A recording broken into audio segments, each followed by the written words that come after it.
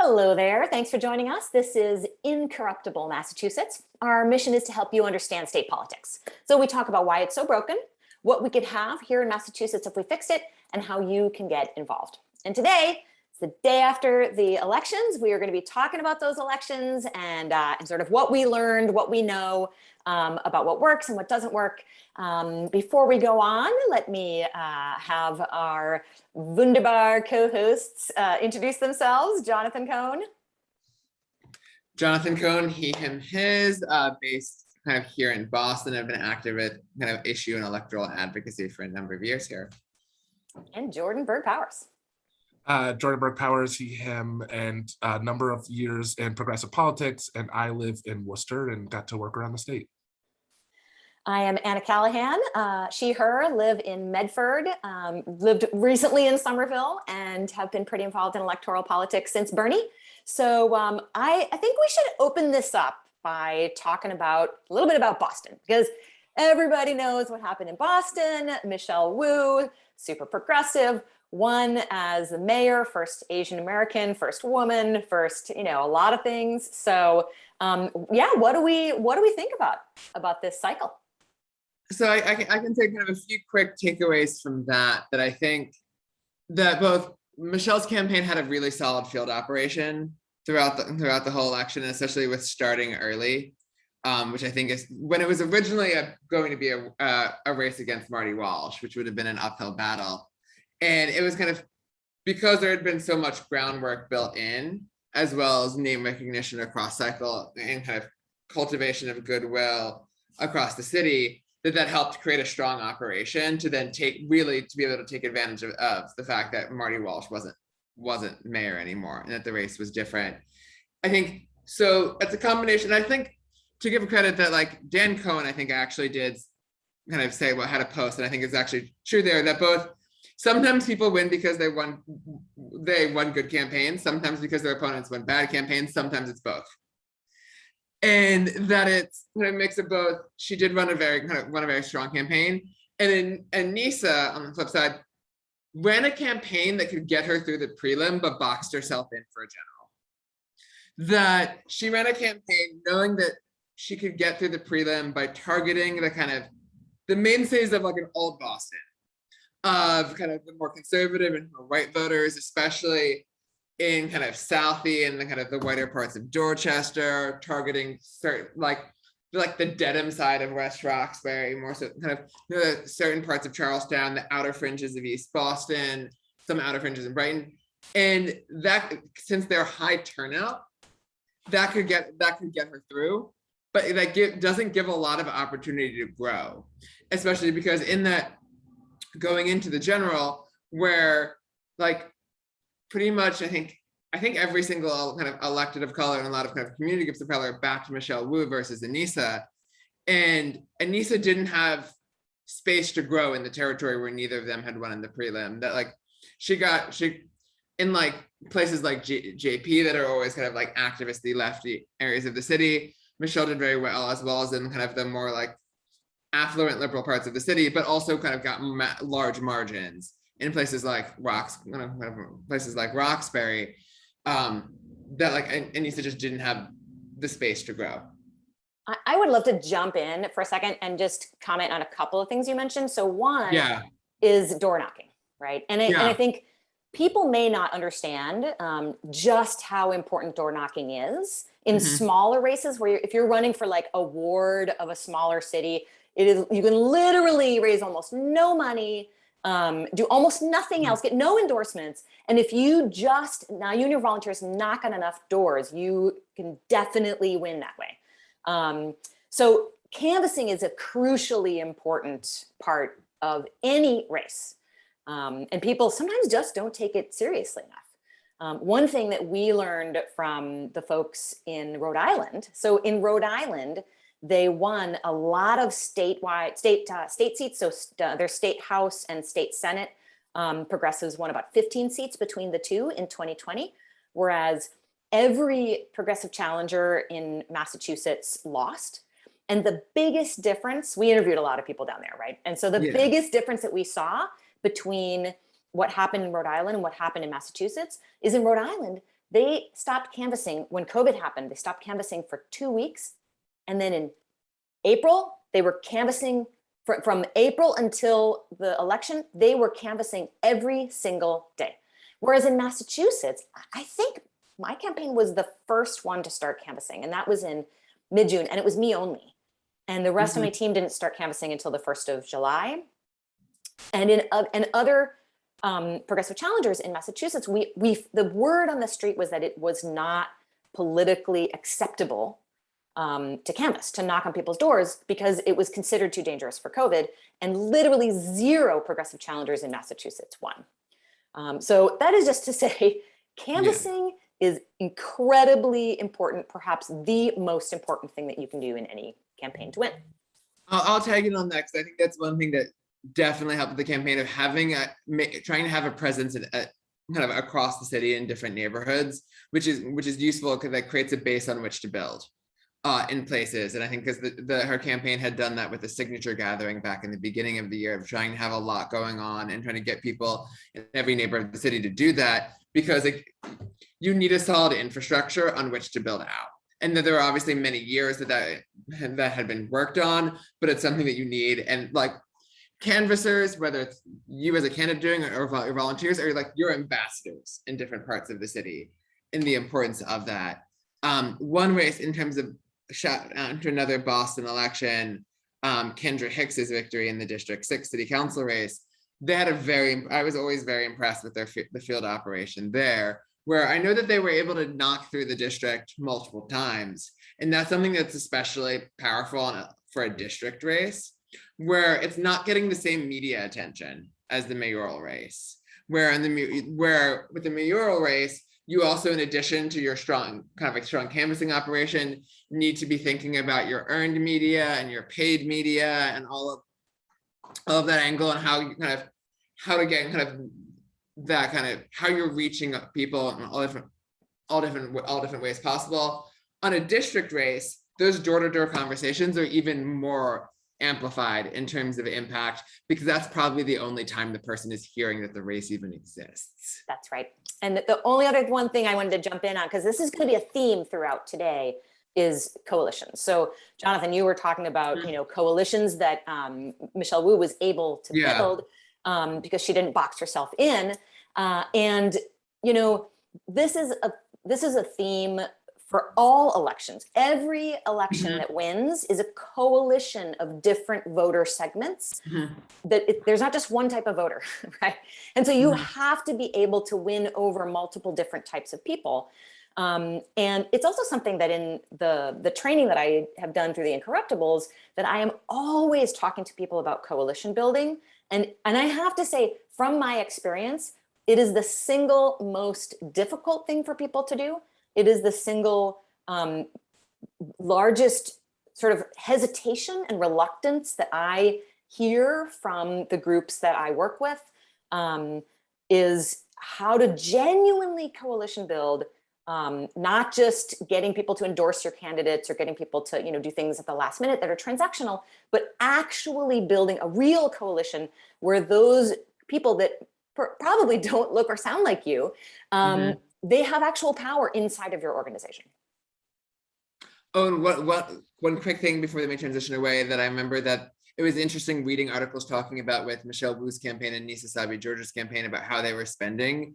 And one thing that Michelle's campaign did that Ayanna Pressley's campaign had done in her congressional race is focus on the different non-English and kind of ethnic media in Boston, as that realization that like Boston is in a very diverse city. And if you're not running with the recognition of Boston being a very diverse city, you're leaving a lot of votes on the table, and you're not actually building that type of coalition that you would need to succeed. So how you're connecting kind of with the different kind of Latinx community here, and the many different kind of countries people come from, the kind of Lusophone, right, the Portuguese speakers in the city, Vietnamese or Cambodian or kind of Chinese, kind of that were kind of an increasingly diverse city. And if you're not targeting people through that way and speaking to them at the places where they get news and talking to, and with the people that they listen to, you're not going to engage them.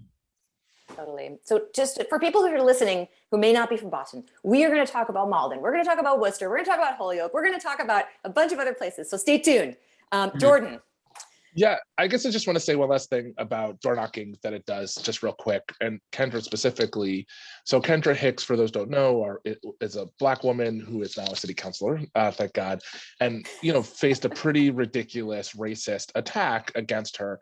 And I actually thought it would be more effective, candidly. And I think the thing that door knocking does is it makes the attacks, it sort of mutes the attacks, because people are like, oh, you mean that nice lady I met? Like, it's hard to make somebody the boogeyman when they meet people.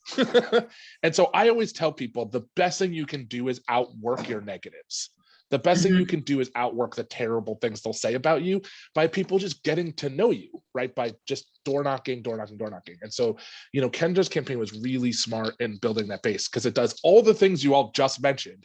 And when you're the sort of person who is going to be attacked, it's sort of, people are just like, when their first impressions of you are you talking to them face to face, or a volunteer being like, this is why I'm here, because I think they do these things, it's harder to then implant a negative like that against them. So it really is those things that are really important. Go ahead. Yeah, it reminds me of a line I like to say about how 90% of politics is just showing up, of that importance of actually kind of like showing up on people's doorsteps. And because that is both you as the candidate doing that and your volunteers, and I have to tell volunteers, it's basically part of canvassing is the art of making a good first impression. But making that first impression 10,000 times, right? Exactly. Just showing up sounds easy, but like, I have been a candidate, and I can tell you, like, during COVID, things people don't think of: wearing a mask, doing 150 up and down 6 or 7 stairs on average every single day. Like, the mask prevents you from seeing peripherally down. So every time I would have to lower my head like this, and I got such excruciating back pain from 9-10 hours a day of that, over and over and over, like the weight of my head looking all the way down. So, people don't think about how difficult it is to actually show up for 6, 7, 8 months in a row. Yeah. But thinking in terms of kind of places outside of Boston, as you mentioned before, that there's going to be a lot of good discussion about what happened in Boston, because with Boston being like the major city in Massachusetts as well as New England. But want to hear, Anna, from you about Medford, and Jordan from you about Worcester, and then as well some other cities. Jordan, you go first. Well, let's start with the M city. So I just really quickly want to touch upon Malden, which is another place where we really beat back some incredible people. So, Carrie McDonald, who worked on some important work about rethinking policing in the city, and Karen Cologne Hayes, who also has been a local activist in town. Malden had so they have 3 at-large city councilors, and 2 of them were bad, and one of them was not running for re-election.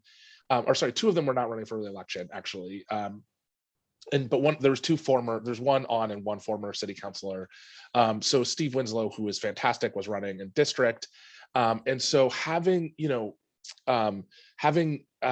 these opportunities, we were worried about sort of getting 2 people on, and immediately people went to attack. They were sort of just like, these defund people, they hate the police, they're just one of them is a Black crazy person, all the sort of things you normally attack. But again, that door knocking made a difference. And so in Malden, that broad coalition was able to get 2 at-large city councilors on, who are going to be fantastic, who come from our community, come from our movements, and are a part of movement building, have been a part of movement building in the whole city, where they got elected to the whole city. And so, they didn't have to unseat incumbents. So we came up short in some of those head-to-heads against incumbents, but the ability to in ward races. Yeah. So, and also I think we also would have liked to get rid of one of the incumbent at-large people, but he ended up doing really well.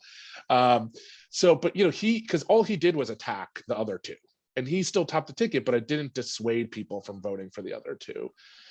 And so I think it's really great, the work that got done, again, through the doors. But it is, door knocking doesn't fix everything. We couldn't out door knock people's desires to just keep the incumbents in play, but it did sort of weaken their hold, and it becomes something you build upon, which I think is the other piece. I don't look at Malden as like a mixed bag. I looked at Malden as a humongous victory that we're going to have, if not now, in the future, right? It's going to build on itself the more we continue to do that good work.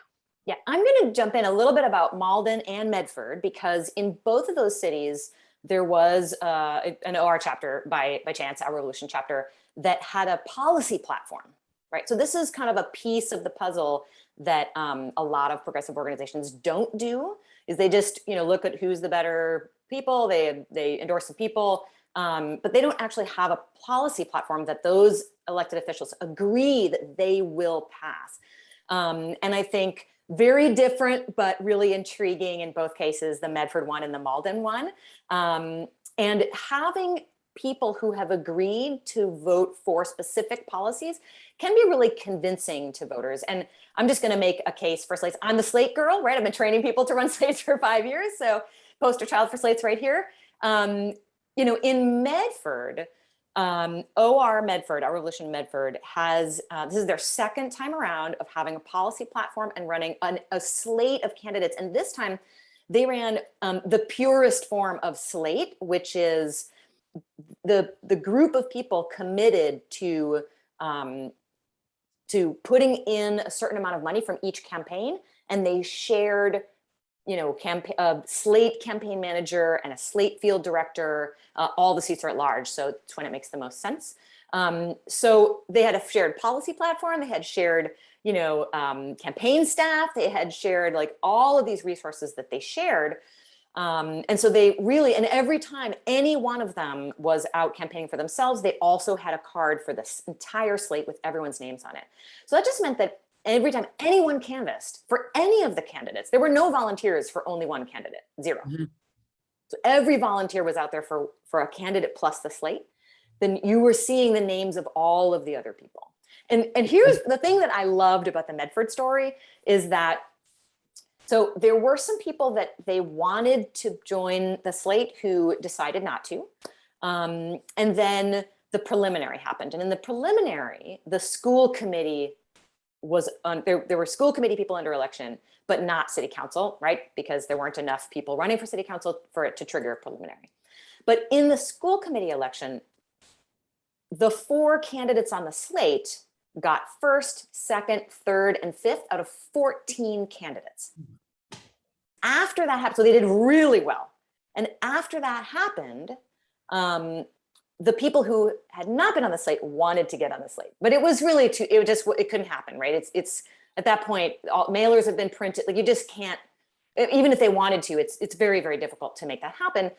And there was a lot of talk in the community about how the slate was bad. It was like groupthink, and it was, people trying to sort of trash the idea of slates. By the time the general election happened, it had been a total turnaround. There were now, all the people from the other side had formed a slate, right? Because they were beginning to see that the slate concept was very effective. And they were very scared that the OR candidate slates on the slate were going to win, which they did. They won 8 out of 9 of their candidates won, of the candidates on the slate. And so not only did they run their own oppositional slate, they had mailers, not mailers necessarily, but they had flyers for sure. We saw some of them that listed the people to vote for and then listed the people to not vote for, which is our candidates.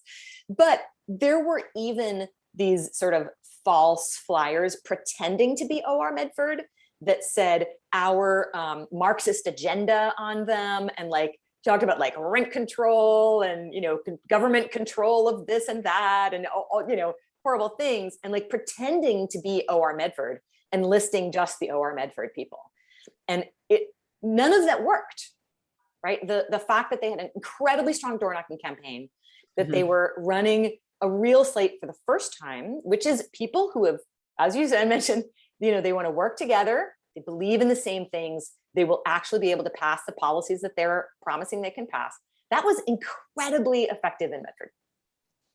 I think I'll just say really quickly, Malden, they didn't run together. I think that's the other piece. Like people put oppositions put Karen and Carrie together. We came together during GOTV, but they didn't actually, people, they spent a lot of time running their own campaigns, I guess I'll say. And so I think that also is an interesting dynamic difference. And I wonder if that, like, how that would have played out. Also, there's an at-large process in Medford, so everybody's at large, so it's easier to understand a slate, whereas you have districts, and so that does make a difference in how you deploy tactics, right? I think that also has a difference. So again, I think what Anna's, I think, pointing out is that there's you need to be dynamic and thoughtful about how you deploy these things, and not just be like, this is how we do it. In terms of the issue of slates, and this is less in terms of slate organizing amongst candidates, but in terms of organizations, remind me of, I know that with Progressive Mass, our chapters in JP and West Roxbury and Roslindale have basically, will always kind of print out lit with their endorsements as that kind of their endorsements, kind of, let's say, like a progressive state for an election, and always end up coming across people who like now expect to get that and they've heard around the election because they know, like, oh, these really involved people have researched the candidates and done a lot of work and vetted them, and they're recommending them. I'll give these people my extra, like, I'll prioritize them when I'm thinking about the election. And that's something that's meaningful, especially because one thing that's to realize, especially with local elections, but also really with state elections, it's difficult to find information. Yeah. And so having being able to be that source of information is especially valuable. The other thing I will note when it comes to the slates, as somebody who did canvass for the at-large slate for Somerville, for Willie, Charlotte, and Eve, part of the kind of the DSA and kind of ORS-backed group there, I found it really convenient as a volunteer that, and it's when they're like formulate and they're all running at large and they're running together, it was very easy to just kind of ID people from multiple of them if I'm having a really good conversation. Sometimes it's a case where, like, you need to read the tenor of a conversation if you can get them to talk about somebody else. But if you get a really positive conversation with somebody, like, oh, this candidate is running with these other two. If you like A, you'll probably also like B and C. And to be able to pitch that, which I found really easy to do there. Yeah. I just have to jump in with a tiny, super short quip about Cambridge, because in Cambridge, we have the total opposite. We have a system that was designed by well-intentioned people who took multiple good systems that are non-complementary. They smash them together into a system that makes it unbelievably difficult for both candidates, for volunteers, and for voters. Yeah.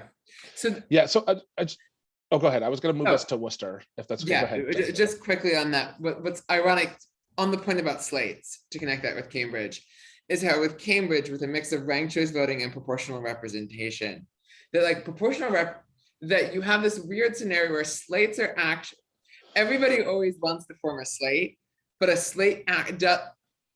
slate works for you if everybody else is like your fall guy and everybody else is just turning out votes that'll just go for you. But if that's not how the slate's working, you're not guaranteeing number one votes out of any of that slate activity. And that's what you need. And it's also weird when you realize that proportional representation would actually only really be that useful of a system if Cambridge had like more defined slates, and you actually had like slates as parties and they just got awarded seats based on their votes. That's what it's meant to emulate. It's meant to emulate the European system without having it, and that's why it's confusing and doesn't really work. Or at least should work differently, I guess I'll say, because I had a long conversation with people who love it, and I don't want to shortchange them for their belief in it. I just think it's not currently working the way it was designed. Maybe I'll say that. You admire their passion. I do. I also admire what they want in a democratic society, a small d democratic society. So I guess I just don't think it's functioning that way, is what I would say. But that is a disagreement among people who agree, right? Like, I think it's But anyway, I just want to say, the thing that's, I think, what we're all talking about is the importance of building and not sort of decreasing. That the reason to have one of the allures of a slate is it's clean, it's easy to understand, it's easy for people to pick onto, but ultimately it's a problem because everything has a negative and a positive, right? Like there's no one tactic you have that has that doesn't have something, right? Like door knocking's problem is it's time consuming, it's people consuming, you need to, right? There's lots of things. It's a lot of resource heavy. To do it's resource heavy, a lot of time, a lot of energy. Everything has a drawback. The drawback to slates is the allure of creating an other, right? Like the problem is it necessarily draws lines. And when you're a first-time candidate, it can be difficult to draw lines for folks. So you need to be thinking about how do we make additions? How do we broaden our coalition even as we've drawn this slate line? I think, in places that don't have slates and don't lend themselves as clearly to slates, Worcester is one of those places where like progressives have sort of come together, but traditionally it's just like we lose and we're just trying to like pick off one at a time. And so Worcester was a big deal this year. Full disclosure, my wife ran a super PAC in Worcester, and what's really funny about that is both she and I are rule followers, so I literally never knew what was happening. But I would get one time. This is a true story. She said. She was talking to someone and she's like, oh yeah, I bought some ads. And then I was on Instagram at that time and I got the ad. I had never seen it, but she was doing it next to me, like on the couch. Right, but we were facing each other because we're rule followers. And so I was like, okay, well, I'm getting an ad. She was like, oh, I did that yesterday, right? But it was like a one that she had gotten up. But anyway, so she was running ads I didn't even know about. And so I think, when I think about Worcester, Worcester was really exciting. So for people who aren't plugged into what happened, Worcester was, I guess, a fever dream for a lot of us. So we had the head of the police union was running in the most where most of the people vote. So in the most dense part, it's more affluent, it's more it's whiter part of the city, it's older voters. Although there are a lot of middle class voters, there's a lot of families in that part of the city. And the current police union and runs a Facebook page where just hateful stuff is spewed, personal attacks against my wife, personal attacks against, and these are people supposed to serve us in democratic process, right? And just personal attacks, racist attacks, anti-trans attacks. People know a lot more. People understand a lot more about police now than they used to. But I used to talk to people and just really trying to get people to understand that the head of the police union is a combination of power, corruption, and racism. Yes, and they were running because Worcester voted to replace police officers in schools with social workers, which is bonkers thing to be upset about. Like, not that the police couldn't show up if something happened, which they should, just that on a day-to-day basis, we would have social workers dealing with our children. And that is a reason that they were running to undo this terrible thing that happened to it. It's just like bonkers to think about.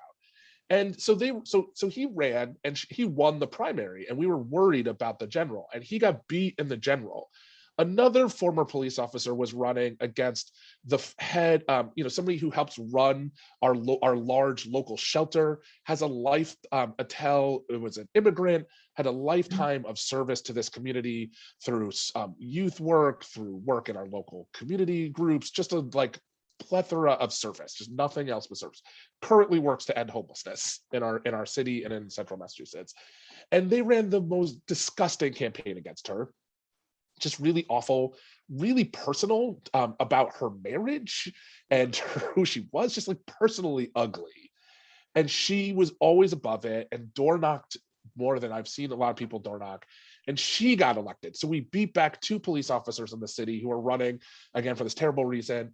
And then on top of that, our city had some really regressive things happening around both our school committee and around our city council. Our city council had a block of people who were lying about Black Lives Matter protesters, who were making explicitly racist comments about people who live in our community, who are people of color, just really there's something wrong with our culture, which is just, it's like a code word in the 80s. I'm surprised that we were still going to Black people have something inherently wrong with our culture stuff. I was like, what is happening? Why is this happening in my city? Just really awful things. Renters are wrong people, just really gross stereotypes. And we had a non-binary person running, a Vietnamese immigrant we were hoping they might get on, but it was really tough. We were worried about our city councilors who were great staying on. And instead what happened is a current city councilor lost, did not get on to at-large. Our non-binary person finished in the middle, which is just amazing. At-large, it never happens. New people barely get on. They finished in the middle of the thing. And our two most conservative city councilors barely stayed on. They barely got reelected. We just jettisoned the sort of narrative around the city council. Our regressive, one of our regressive city councilors almost lost to a challenger who didn't have the resources to mount a serious campaign, just did basic door-to-door, and like they almost beat a long-time entrenched city incumbent. And our school committee had somebody running who is anti-trans, who's the voice of opting out of sex ed, finished dead last, and one of the racist city councilors finished out. She's a current school committee member. She got kicked out. And instead, a slate of people who ran saying that they would want to work together got on. And they have a diversity of opinions. This is, again, about addition, not subtraction. There were people who got onto the school committee who don't share my values, but we understood that our enemy needed to stay off. The people who were bad need to stay off. So we banded with people who we don't always agree with, because in this election, we needed to send voters a clear message of what side we were on. And that sort of ability to build coalition out was critical to that win. A Black social worker finished top of the ticket, and a longtime activist who also was brand new finished second. You know, like that's the sort of thing that can happen when you think broadly about building coalition, right? We started with progressives. We added people of color. People of color don't always vote in municipal elections. We targeted them, we talked to them. You know, my wife's super PAC targeted younger folks. I don't know if they voted, we don't know for sure, but that was some people we tried to add. And I think this is a critical part. We talked to a lot of people who voted every election and asked them to change their minds about how they voted, to rethink how the city could look and what it could look like. We didn't say, oh, they're older, they're whiter, they're more conservative, let's just forget about them, let's just say they're bad, let's just tell them they've made mistakes. We invested in them with positive messaging about what this city could be.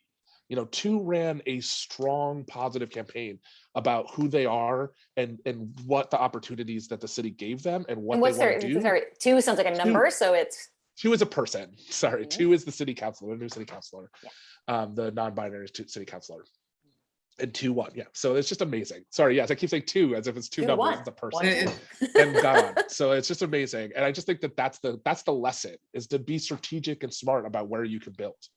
So I want to use that point as a hook to bring up another city. And you were talking about of that importance of, like, if you're working in progressive space, of the need to be able to go in coalition with communities of color.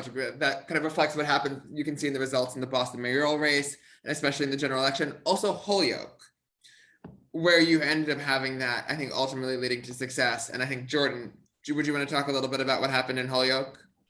Yeah, so Mayor Morse left. He's now running a different town. There was an opening in Holyoke. A lot of great people ran. Ultimately, Joshua Garcia, who is an exciting, well-accomplished Latino man, won sort of got second in the primary, and Michael Sullivan, who is a more conservative, old Holyoke, who had been, people, when you think about Holyoke, had run Holyoke for generations, also got through to the general election. And what happened is that the people of color and progressives and people who didn't want to go backwards, who didn't want reactionary, conservative, sort of racist dog whistling to run the city anymore, banded together again in saying, like, we need to, it doesn't matter what happened in the primary, we need to get together to make sure Joshua Garcia gets through. And I think importantly, again, Joshua Garcia, we think of people of color and there's always just like, oh, but he's a boring, really accomplished, I don't want to say boring, like he's a good speaker, he's a fabulous human being, but like, he's not flashy progressive activist. He's he's done real work that's like, prepared him to be a mayor in a way that signaled to voters it's okay. Like deep breaths. It's okay. I know his last name is Garcia, but you're going to be okay. You're going to be in good hands. And I think also having elected Mayor Morse, who again was a young progressive activist, right, prepared the electorate because these things build on each other. So I just think that again, that broad coalition was really key. And I know you had some other pieces to that as well, Jonathan.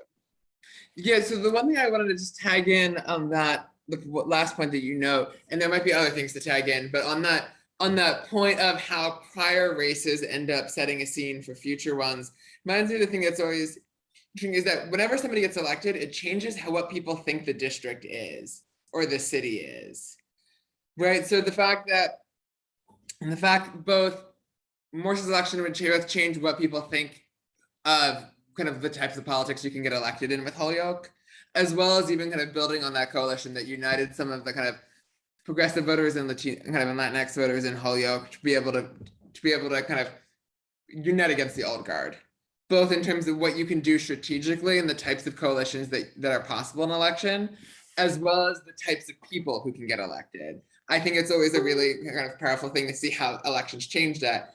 Again, even to speak to Kendra's election in Boston, where people will view District 6 as a fundamentally different, like how you talk about a city council district will change. A great example of that is last cycle when District 5, which is parts of Hyde Park, Roslindale, and Mattapan, went from Tim McCarthy to Ricardo Arroyo, which was like a huge step up. How one thinks about that district changed. Same thing going 2 years prior when it went from when East Boston, Charleston, and North End went from Sal Amatina to Lydia Edwards, a guy who was still opposed to like busing and Brown v. Board, like years later, kind of replaced by kind of a progressive Black counselor, and it changes what both people thinking about who can run and who can win, and has those important spillover effects. Yeah. Jordan, I was just gonna say, Jordan, before we started, you had talked about something that I just loved and I thought was really wonderful, about being involved in a campaign that approached every sort of group of voters, when you're talking about coalition building, approach people who had different cultures, different takes on things, with respect and with the basic idea that, like, hey, we value your opinion, we value, who you are and, how you see the world, and rather not changing the policy stances, but changing the way that we talk about them. And I'd love to hear you just say a little bit, because it was like right up my alley. Yeah. So when we were door knocking, this candidate was approaching, different types of voters, specifically some people of color, but also some other groups of folks. And the policy wasn't resonating. They weren't understanding it. They were like, I'm not sure. I don't think I like that.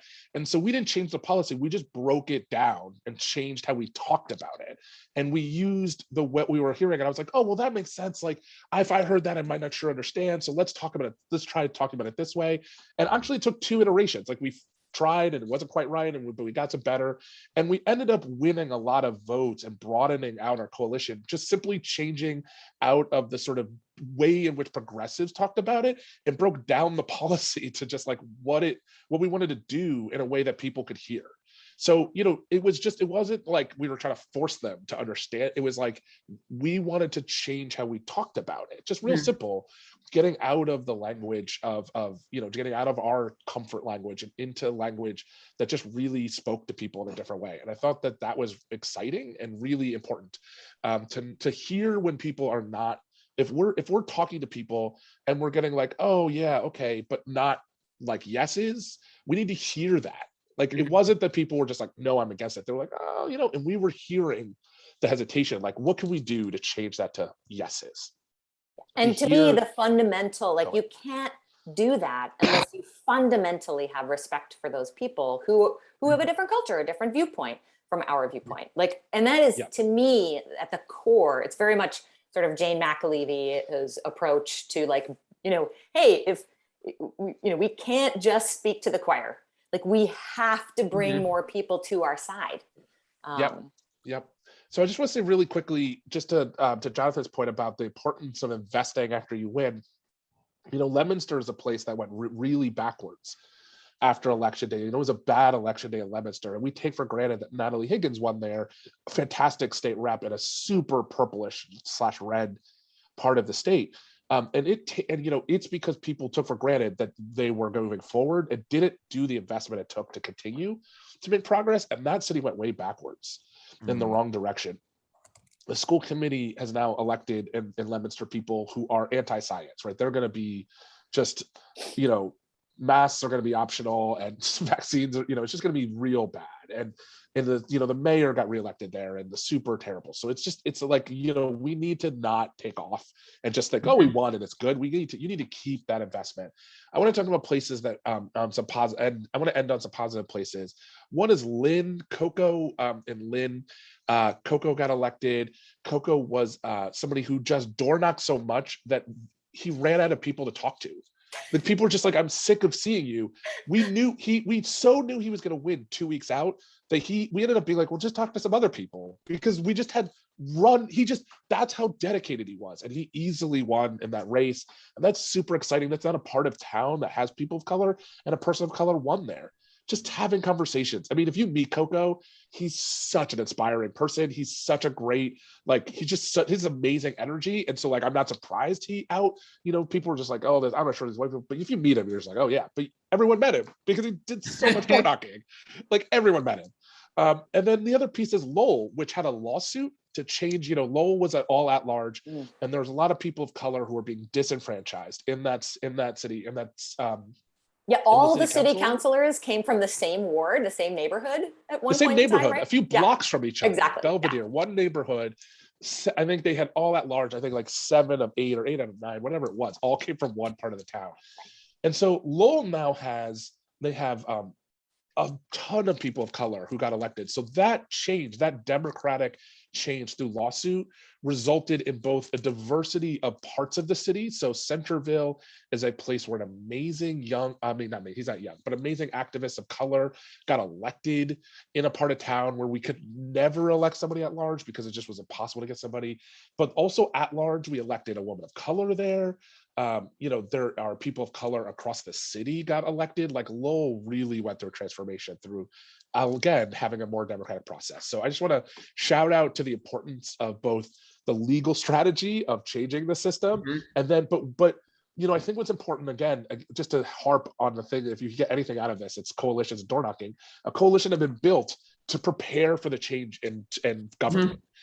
First, it was a coalition for the schools to enforce, to have a good position for the high school, that then went into the lawsuit to change the city of government, that stayed together, continued door knocking, continued working to prepare. They did candidate preparation for people before even the city council, how we knew the city council was going to look. We didn't know what the city council was going to look like. They were doing candidate preparation. I was there training candidates for districts we didn't know were going to exist. That's how prepared they were. Like, we are going to hit the ground running, and they hit the ground running, and people of color got elected across the city. So that's just, again, really, if you're listening to this, you're thinking, what can we do in our town? It's about broadening coalitions, bringing people together, bringing people of color in, not listening to like cultural differences, understanding those things, bringing people in, and we don't need to change what we believe. We need to be broad about how we bring people in, especially in these municipal elections, which have lower voter turnout, right? So we need to be thinking about how we're adding people at all times. Brilliant. Amazing. Thank you both so much. We will see everybody next week.